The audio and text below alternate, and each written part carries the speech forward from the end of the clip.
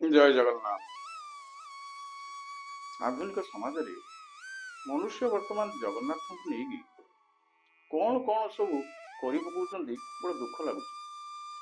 ତାର କାରଣ ହେଉଛି ଜଗନ୍ନାଥ ହେଉଛନ୍ତି ଜଗତର ନାଥ, କିନ୍ତୁ ଜଗତର ନାଥ ମାନେ ନୁହେଁ ଯେ ଆମେ ଜଗନ୍ନାଥଙ୍କୁ ଯୋଉଠି ପାରୁ ସେଇଠି ଯୋଉ ପ୍ରକାର ପାରିବା ସେ ପ୍ରକାର ତାଙ୍କୁ ଅବମାନନା କରିବା, ଏଇଟା ଉଚିତ ନୁହେଁ।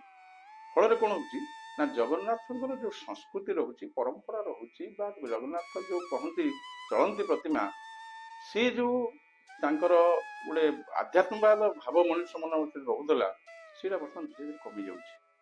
ଏଥିପାଇଁ ଯଦିଓ ବା କିଛି ଲୋକ କହୁଛନ୍ତି ମଡର୍ଣ୍ଣାଇଜ ବା ସିଭିଲାଇଜେସନ ବା ପ୍ରଗତିଶୀଳ ରାଷ୍ଟ୍ର, କିନ୍ତୁ ତାର ମାନେ ନୁହେଁ ଯେ ଧର୍ମକୁ ଦ୍ୱାହି ଦେଇକି ମନୁଷ୍ୟ ଏମିତି କରିବା। ୟା ଉପରେ ଆପଣମାନଙ୍କର ମତ କ'ଣ ମୁଁ ଚାହୁଁଛି ଜାଣିବା ପାଇଁ। ପରବର୍ତ୍ତୀ ଅଧ୍ୟାୟରେ ଆପଣମାନଙ୍କ ସହିତ ମୁଁ ଅଧିକ କଥାବାର୍ତ୍ତା କରିବି। ତେଣୁ ଖାଲି ଏତିକି ମାତ୍ର କହିବାକୁ ଚାହୁଁଛି, ମନୁଷ୍ୟ ଯେଉଁ ସ୍ତରରେ ରହିବା କଥା, ନିଜକୁ ସ୍ରଷ୍ଟା ବୋଲି ନ ଭାବି ସୃଷ୍ଟି ବୋଲି ଭାବିବା ଦରକାର।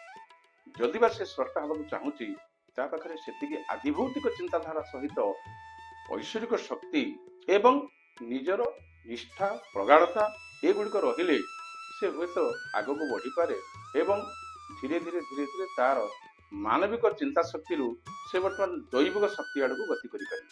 ଧନ୍ୟବାଦ।